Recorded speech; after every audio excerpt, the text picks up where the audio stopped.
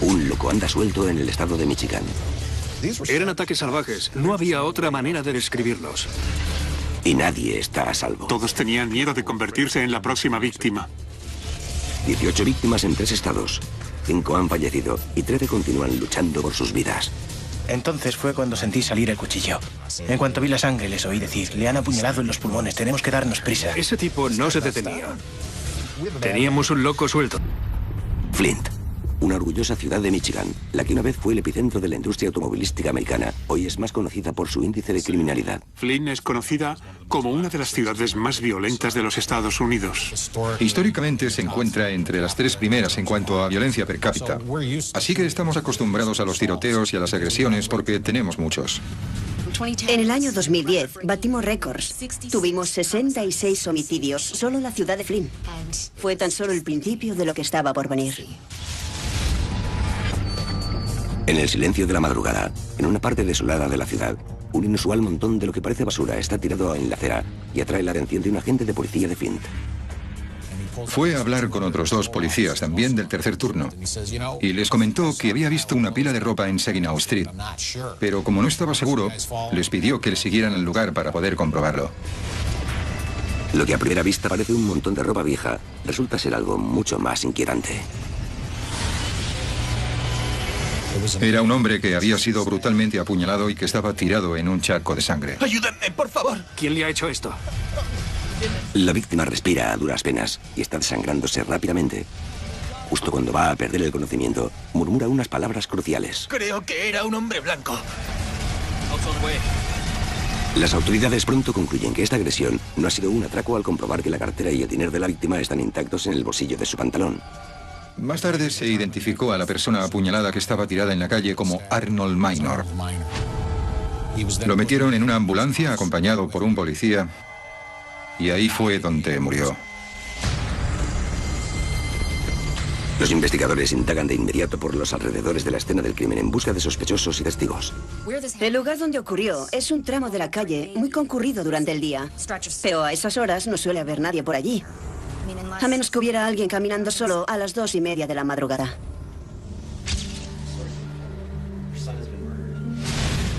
Esa misma mañana, un agente comunica la trágica noticia a la madre y la hermana de Minor. Le enseñan una foto de días más felices. Vestía con una camisa blanca y corbata. Llevaba gafas, parecía que tenía algún tipo de acreditación y sonreía. Era una persona de aspecto frágil, bajito, con una gran sonrisa. Y al hablar con su familia, te dabas cuenta de que lo querían mucho. La policía está desconcertada después de que la investigación revele que Arnold Minor era un ciudadano de bien, sin enemigos, porque acabó convirtiéndose en el blanco de un asesino. Era un hombre bastante corriente, pero de carácter amable. No se merecía lo que le pasó. Medía 1,70 m o 74. Era delgado y frágil. Si buscas a alguien que no parezca que vaya a plantar cara, esta sería la víctima ideal. En ese momento no teníamos mucho con lo que avanzar. Teníamos a alguien que había sido apuñalado y que iba solo caminando por las calles de Flint. Era todo lo que sabíamos. Y entonces, una nueva pista aparece justo enfrente de donde Minor fue acuchillado. Conseguimos la grabación de una tienda de artículos de fiesta situada a unos 90 metros al sur del lugar donde Arnold Minor fue acuchillado. Era un todoterreno que iba por un lado de la carretera y que después regresaba por el otro. Este cambio de dirección resulta sospechosamente rápido. Con esta pista visual en las manos, la policía pasa horas revisando sus registros. El ataque a Arnold Minor parece encajar en un patrón emergente de apuñalamientos que ha ido en aumento durante la última semana. Se trataba de hombres negros que eran asaltados en las calles de Flint, en medio de la noche, mientras iban caminando solos. Empezamos a pensar que el mismo agresor estaba detrás de todos esos crímenes. Los detectives vuelven atrás en el tiempo. 3 meses antes, David Modley, de 31 años, fue apuñalado y murió. En su momento se atribuyó erróneamente el crimen a un incidente entre bandas. Un mes más tarde, aparece otra víctima. El segundo homicidio no se descubrió hasta el 21 de junio. Había pasado casi un mes y no se había establecido ninguna conexión entre los crímenes. La desafortunada segunda víctima resultó ser Emmanuel Dent.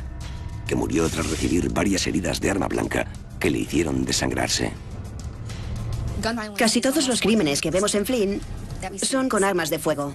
No vemos muchos apuñalamientos, por lo que, a medida que se producían más, llamaban mucho la atención. Durante las siguientes semanas, se empezó a producir un asalto tras otro. Y a partir del 26, 27, 28 y 29 de junio, había uno cada día.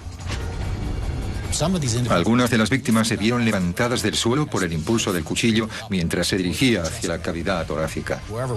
Quien fuera que lo estuviera haciendo tenía que ser lo bastante fuerte como para clavar el cuchillo y después dar un tirón y cortar las tripas de la persona.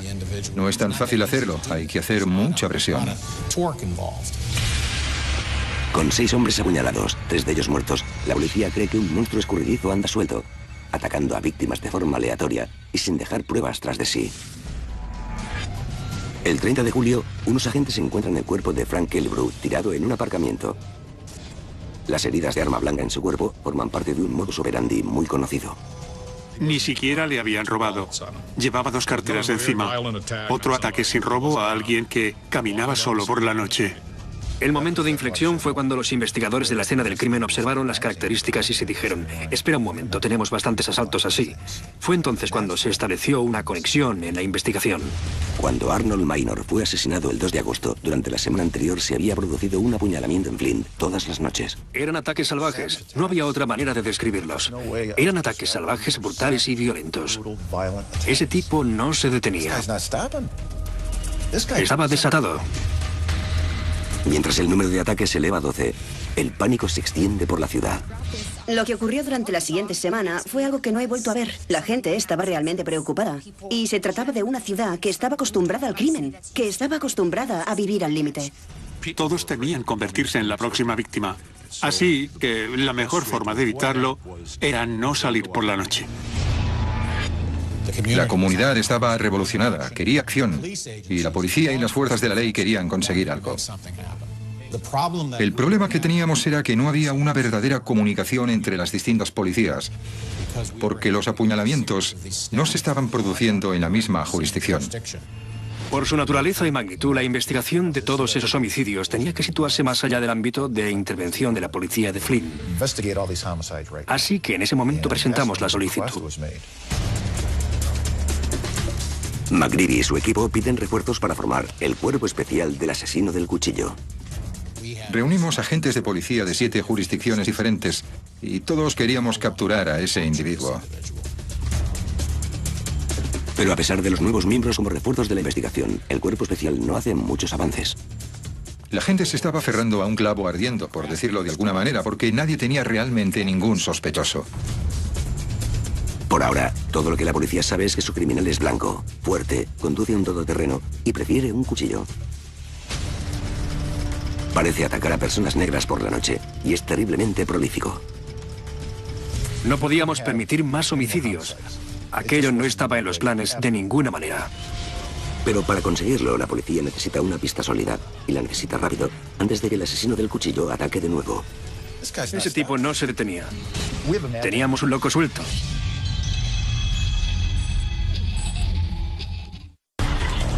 Un asesino despiadado ha apuñalado de forma aleatoria a 14 personas en 2 meses en Flint, Michigan, y casi no existen pruebas para avanzar. En ese momento, la tiene un gran golpe de suerte cuando una de las víctimas más recientes del asesino del cuchillo se recupera para hablar con ellos desde la cama del hospital. Edwin Wilson, de 17 años, es un chico amable originario de los conflictivos barrios del oeste de Detroit. Le enviaron a Flint con su madre con la esperanza de que esta ciudad fuera más segura.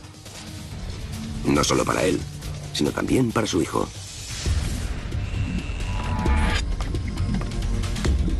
En la noche del 1 de agosto de 2010, Edwin vuelve solo a casa después de una fiesta, a tan solo unas manzanas de donde vive. En esos momentos advierte a un hombre parado cerca de un todoterreno. Hablaba por teléfono y le oía decir: no te sigo, no te sigo, no lo entiendo. Tenía que pasar por donde estaba para ir a casa, así que cuando estuve cerca me preguntó si sabía dónde estaba Client Road.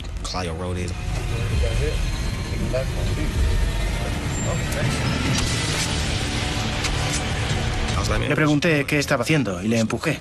Y entonces fue cuando sentí salir el cuchillo y en cuanto vi la sangre eché a correr.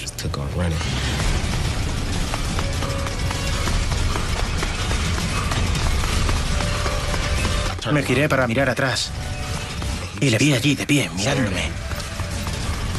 Pensé que aquel hombre estaba loco.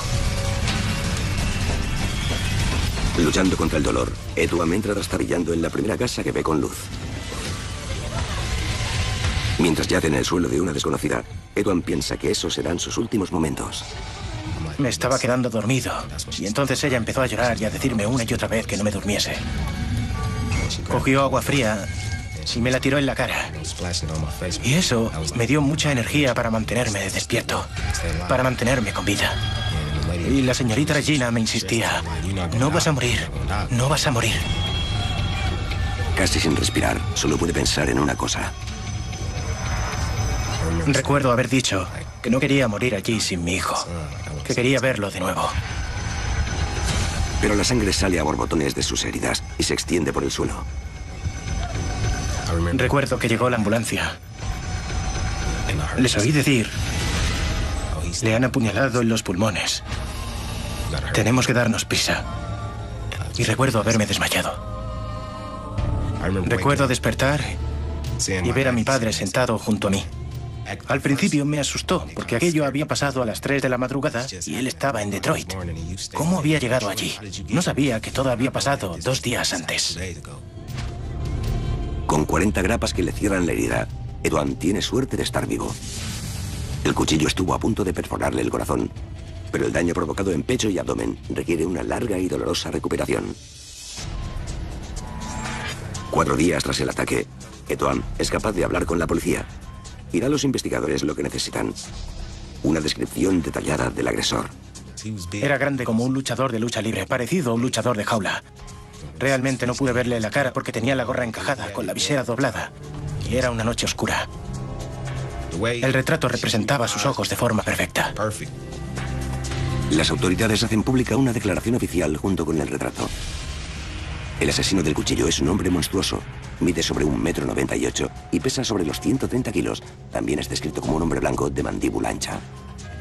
Al retrato se le dio mucho bombo en los periódicos, internet, en televisión, en carteles. La gente tenía la imagen grabada. Y creo que realmente ayudó a la comunidad a entender que estábamos haciendo progresos. El miedo que tenía la gente en la ciudad de Flint era casi palpable. Había un loco dando vueltas y atacando a víctimas. Teníamos que atrapar a ese tipo.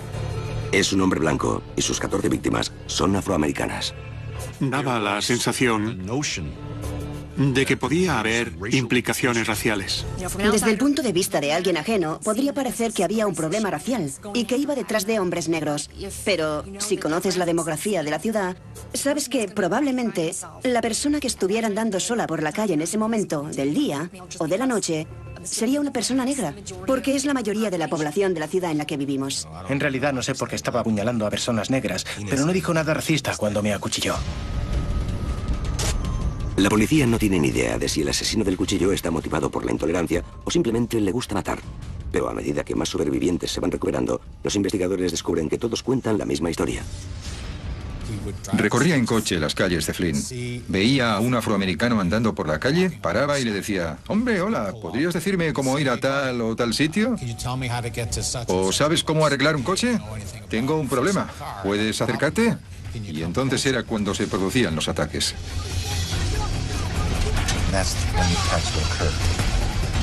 La policía cree que el asesino del cuchillo intenta ocultar su increíble tamaño a las víctimas mientras las atrae. Es por la noche y las luces de la calle no alumbran mucho, así que no parece tan grande como al final resultó ser. Y creo que utiliza eso en su beneficio. No parecía tan amenazador hasta que se acercaba y sacaba el cuchillo. Le ayudaban porque eran personas de buen corazón.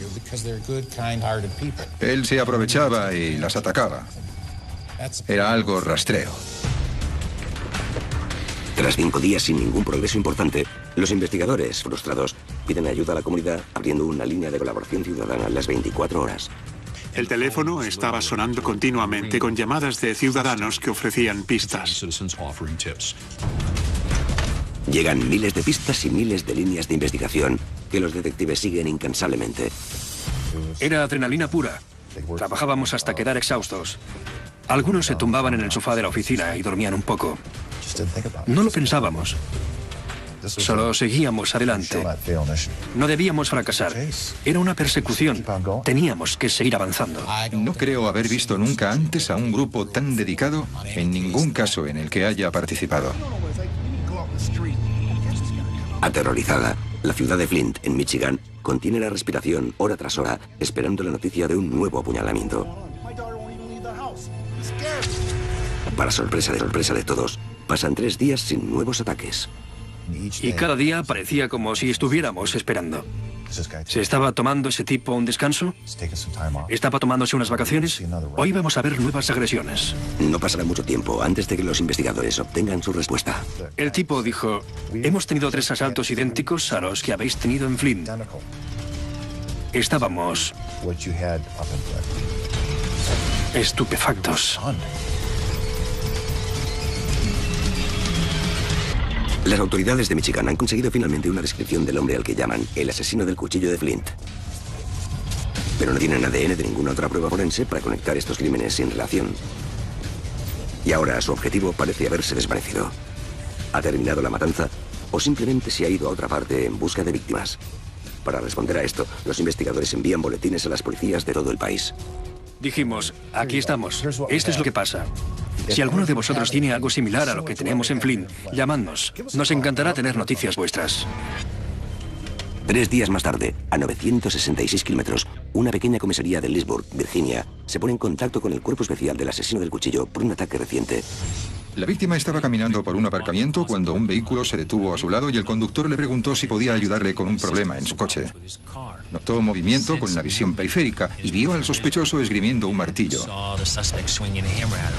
Fue capaz de esquivarlo parcialmente y apartarse, por lo que no hubo contacto total.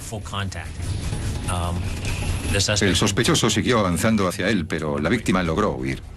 Es el tercer ataque con martillo que la policía de Leesburg ha registrado en 4 días, algo inusual para una ciudad de 42.000 habitantes y casi sin crímenes violentos. Por suerte, ninguna de las víctimas ha sido asesinada. Tal número de ataques violentos en ese periodo de tiempo era algo inaudito en nuestra comunidad. El tercero añadió más peso a nuestras sospechas de que nos enfrentábamos a un agresor en serie. En este tercer asalto, el agresor se ha equivocado con la elección de la localización y los investigadores consiguen una pista crucial. La zona comercial donde ocurrió había instalado recientemente un nuevo sistema de cámaras de vigilancia, lo que también nos permitió obtener una fotografía del vehículo. El vehículo es claramente un modelo antiguo del todoterreno Trailblazer. Parecía verde oscuro en la parte de arriba, con un color más claro en los paneles inferiores del vehículo. Las autoridades asumen que el coche es de otro estado y registran los aparcamientos de moteles buscando un todoterreno verde y dorado con matrícula de fuera del estado, pero vuelven con las manos vacías. Armados con la marca, modelo y color del coche, la policía de Leesburg prepara un boletín para todos los medios de comunicación sobre este y otros ataques similares. Lo que al principio estaba centrado en casos similares de la zona se expandió a nivel regional y finalmente nacional. Reciben los boletines de Flint sobre los ataques del asesino del cuchillo y se ponen en contacto con la policía de Michigan. El tipo al otro lado de la línea dijo, hemos tenido 3 asaltos idénticos a los que habéis tenido en Flint. Estábamos estupefactos. Puede que el arma elegida haya cambiado de un cuchillo a un martillo, pero por lo demás, los ataques son idénticos. La policía está convencida de que es la sangrienta obra del asesino del cuchillo. Y ahora el cuerpo especial de Flint tiene algo que antes no tenía. Una descripción precisa del todoterreno. Dijeron, por cierto, el todoterreno que tenemos aquí tiene una serie de abolladuras en el capó. No teníamos la cara del asesino todavía, pero habíamos confirmado que era su Chevy Trailblazer, verde y beige. Los medios descubren que el asesino del cuchillo de Flint ha pasado a escala nacional y la historia salta a los medios en una noche, provocando el pánico de costa a costa. Canales como CNN, ABC, NBC y CBS y otros medios internacionales estaban muy interesados. Y las unidades móviles empezaron a rodar. Los temores de la población se demuestran fundados. 2 días más tarde, a 724 kilómetros de Virginia, se produce otro espantoso ataque. Los colegas de la policía de Toledo, en Ohio, nos llamaron para decirnos que habían tenido un ataque allí idéntico al que se había producido en Leesburg y al nuestro. Y nos preguntamos, ¿a dónde iría después? En el exterior de la pintoresca iglesia de Toledo, en Ohio, el encargado de mantenimiento de la iglesia se toma un merecido descanso. Un hombre corpulento se baja de un todoterreno verde. Le pregunta al cuidador por una dirección. Todo es inofensivo, hasta que...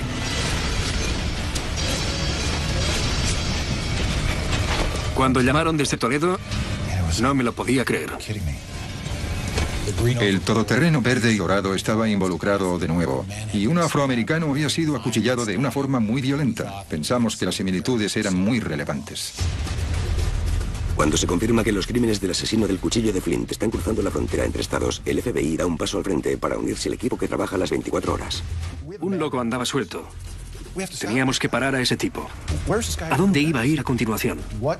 ¿Qué íbamos a tener que hacer para detenerlo?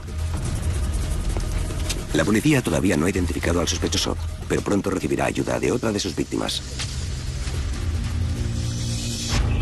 El residente de Flint, Antoine Marshall, que fue apuñalado 14 días antes, ha estado en la UCI del hospital luchando por su vida. Debido a la gravedad de sus heridas, lo vendaron, lo llevaron al hospital y lo metieron directamente en el quirófano. Así que no tuvieron oportunidad de interrogarlo. Pero ahora Antoine se ha recuperado lo suficiente para darle a la policía una descripción de su agresor que proporcionará 2 piezas vitales del puzzle. Describió la camiseta que llevaba su agresor y era de una marca específica de Ginebra. También clarifica la raza del asesino del cuchillo. Creo que fue la primera persona que dijo definitivamente que aquel tipo no era blanco. Parecía tener mezcla, su piel parecía olivácea. No era del todo blanco. La declaración que hizo fue bastante significativa. Estos 2 detalles arrojarán luz sobre el caso. Se envía un nuevo boletín por todo el país, completando la descripción del asesino del cuchillo, a la espera de que esta información les suene a alguien. Y da muy buenos resultados. Sí. La pista 314. Era una mujer sin identificar que declaró que conocía a una persona que trabajaba en la tienda Kingswater Market, en Mount Morris, y que había ido a Virginia la semana pasada a visitar a un familiar.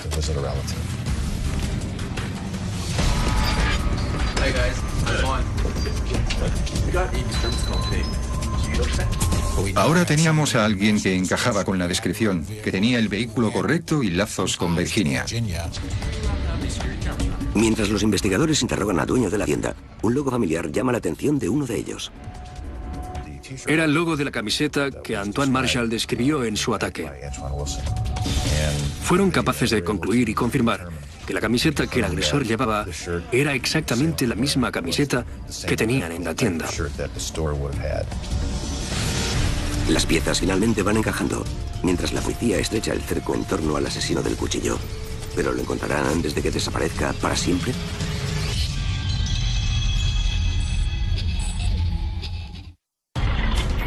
El asesino del cuchillo de Flint se ha paseado por 3 estados, apuñalando aleatoriamente y por sorpresa a 18 víctimas. 5 hombres están muertos y 13 han sobrevivido.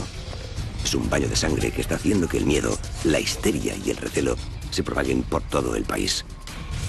Pero una pista decisiva ha llevado a la policía del estado a una tienda donde creen que el asesino puede haber trabajado. La policía sabe que ha encontrado un filón cuando el dueño reconoce de inmediato al hombre del retrato. Descubrieron que ese individuo trabajaba allí, encajaba con la descripción. No estaban seguros de su nombre completo, solo lo conocían como Eli. Pero nos contaron que se iba a Virginia y que sí que tenía el tipo de vehículo que aparecía en el boletín. La información del dueño es escasa. Eli solo trabajó allí durante un corto periodo en el turno de noche y el dueño le pagaba en efectivo. Pero la información más valiosa de todas viene de las cámaras de seguridad instaladas en la tienda. El dueño de la tienda señaló al empleado por el que preguntaban y dijo que se había ido a Virginia. Y el dueño también señaló en el vídeo de archivo el vehículo de esa persona, que estaba estacionado en el aparcamiento.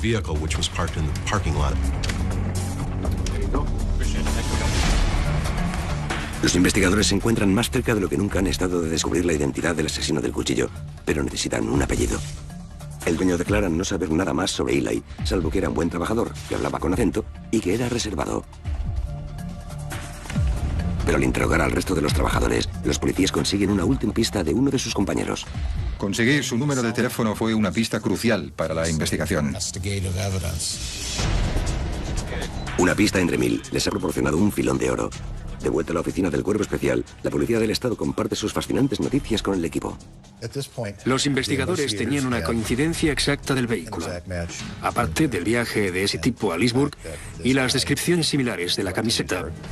Y ahora, además, tenían su número de teléfono. Y teníamos una foto. En ese momento, las cosas empezaron a avanzar un poco más rápido. Todavía no tienen el apellido del sospechoso, pero en un asombroso golpe de suerte, el nombre de la tienda le es familiar a un miembro del Cuerpo Especial.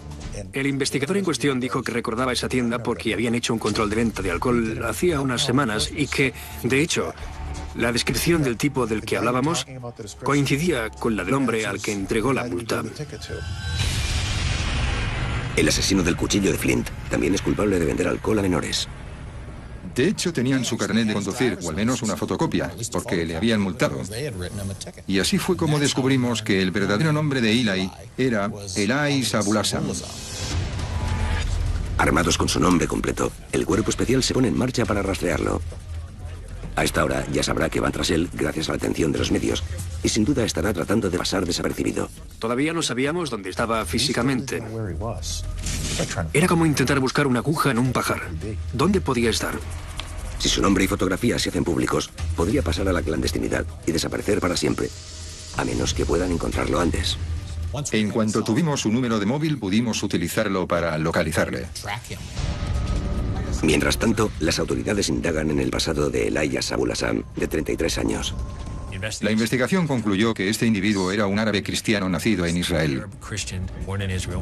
Su padre murió cuando era joven y durante su adolescencia lo enviaron a los Estados Unidos, a la zona de Virginia, para vivir con unos familiares. A finales de 2008 o principios de 2009 tuvo un roce con su cuñado que terminó en un altercado.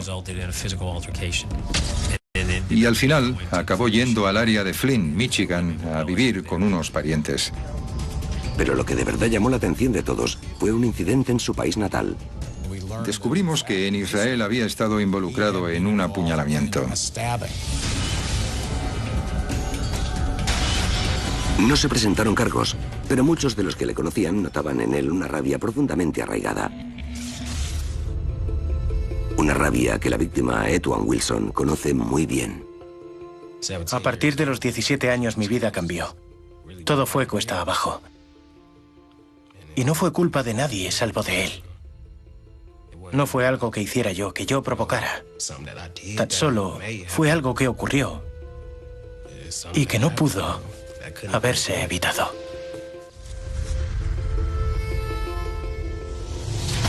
De vuelta en el Cuerpo Especial, el experto en rastrear móviles accede al teléfono de Abulasam.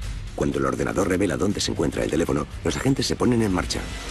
Chicos, tengo malas noticias. Nuestro sospechoso se ha puesto en movimiento. Parece que el asesino del cuchillo está a punto de escapar, definitivamente. Lo localizaron a 916 kilómetros del aeropuerto internacional de Louisville, en Kentucky. Muy cerca del aeropuerto hay dos interestatales. ¿El tipo estaba volando o se estaba moviendo en coche? Sus peores temores se cumplen cuando comprueban la lista de pasajeros de los vuelos que salen del aeropuerto esa noche. Y allí estaba, entre los pasajeros de un avión que iba a Tel Aviv. Si subía ese avión hacia Israel, era posible que nunca lo trajésemos de vuelta. Pero para detenerlo, no solo tienen que conseguir una orden, encontrarlo y arrestarlo. También tienen que hacerlo a 11.265 kilómetros de distancia y en menos de una hora.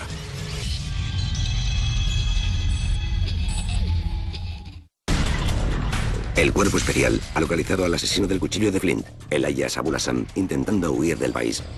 Y ha embarcado en un vuelo en Louisville, Kentucky, con destino a Israel.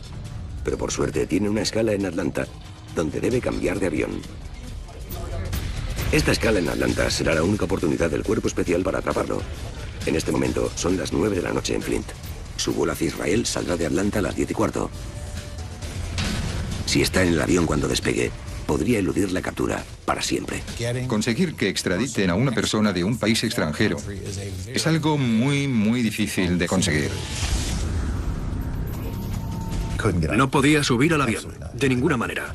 No podía dejar el país, teníamos que detenerlo. Con poco más de una hora, es literalmente una carrera contrarreloj para atrapar a este monstruo antes de que se les escape de las manos.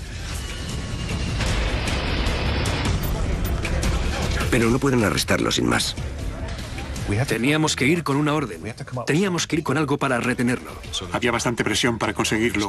Uno de los obstáculos era que estaba a varios estados de distancia y también sabíamos que Hartsfield en Atlanta era un enorme aeropuerto internacional. Teníamos que ponernos en contacto con las autoridades locales y remarcarles la urgencia y las restricciones de tiempo que teníamos. Pero encontrar un juez para firmar una orden de arresto a las 9 de la noche es una tarea difícil. Eso incluía identificarlo mediante una serie de fotos, que un fiscal preparara la orden de arresto, que un juez firmara esa orden para hacerla válida y luego proporcionar toda esa información a las autoridades de Atlanta. Moverse entre los tecnicismos legales en tan poco tiempo es bastante difícil. Pero el equipo también debe trazar un plan para apresar a Abu al-Sam sin poner a ningún civil en peligro. Mi principal preocupación era que si subía a un avión se produjera un incidente con rehenes. Se iba a dar cuenta de que pasaba algo e iba a ponerle un cuchillo en el cuello a alguien. Además de que era un tipo grande, incluso sin un arma era peligroso. A solo 45 minutos de la hora de salida del vuelo, todavía no hay ni rastro de la orden de arresto. Y lo más importante, del hombre en cuestión. Todavía no lo habíamos localizado físicamente. Esperando recibir el pistoletazo de salida oficial, un equipo de fuerzas especiales de Atlanta toma posiciones. Con los preciosos minutos pasando, la orden finalmente llega. Y no demasiado pronto, porque la policía del aeropuerto de Atlanta ha localizado a Abu al-Sam entre el mar de pasajeros, desconocedores del peligro en el que se encuentran. En Michigan, los miembros del cuerpo especial contienen la respiración mientras esperan las noticias de Atlanta. Éramos conscientes de que estaba en la puerta preparado para embarcar en el avión hacia Tel Aviv.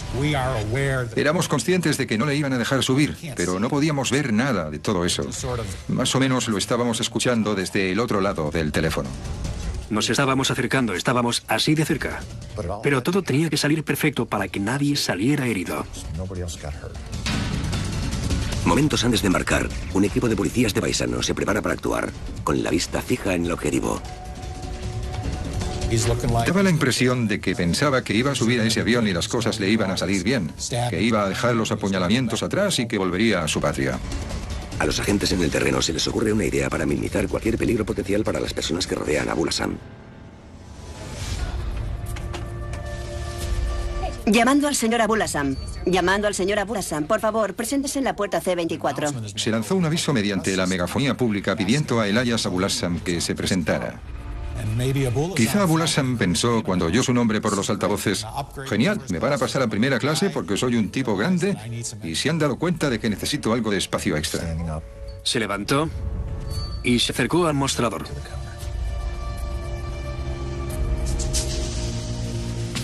Y entonces se produjo el silencio. Pareció una eternidad. Estábamos esperando, conteniendo el aliento, mirando el teléfono. Entonces fue cuando los que lo habían detenido sin problemas. Dios mío, lo teníamos, lo teníamos, lo teníamos. Así me sentí exactamente. Esto es justo lo que hice, lo teníamos. Cuando al final nos llegó la noticia del arresto de Abu al-Sam, el cuerpo especial en la oficina de la Policía del Estado se puso a vitorear. Todos chocábamos los cinco, nos abrazábamos. No hubo ningún tipo de violencia, ningún intento de no cooperar. Al final Abu al-Sam se rindió sin montar un escándalo. El alivio es arrollador, pero el trabajo de los investigadores está lejos de terminar. Para asegurar su condena, la acusación necesita pruebas irrefutables. Las órdenes de búsqueda se llevan a cabo en el todoterreno y en su casa. La prueba más incriminatoria casi deja el país con él. Su equipaje no apareció en Atlanta. De hecho, las aerolíneas lo habían dejado en Louisville, en Kentucky. Pudimos encontrar unos vaqueros azules que tenían restos de sangre. Era la sangre de Arnold Minor. Arnold Minor, la desafortunada víctima de apuñalamiento el 2 de agosto en Flint, Michigan, se convierte en el caso principal en el juicio contra Elias Abu al-Sam. Durante el verano de 2012, Elias Abu al-Sam es condenado por el asesinato de Arnold Minor. Las pruebas de sus otros supuestos ataques se utilizan para respaldar el caso de la acusación. Pudimos presentarle al jurado muchos datos de los otros crímenes y algunas de las víctimas supervivientes, y esos supervivientes identificaron a Elias Abu al-Sam como su agresor. Cuando lo miré pensé, sé que ahora desearías haberme matado. La has cagado. No vas a salirte de esta. El asesino del cuchillo de Flint se niega a confesar sus crímenes. Y el móvil para atacar a las víctimas sigue siendo un misterio. El 25 de junio de 2012, el asesino del cuchillo de Flint, Elijah Abu-Ghazal, es declarado culpable de todos los cargos y condenado a cadena perpetua. El veredicto resultó ser de culpabilidad por homicidio en primer grado premeditado, lo que en Michigan significa que pasará el resto de sus días en prisión. Esa es la sentencia más dura que tenemos aquí, en el estado de Michigan. No tenemos pena de muerte. Nunca más esta persona causará este tipo de dolor y sufrimiento.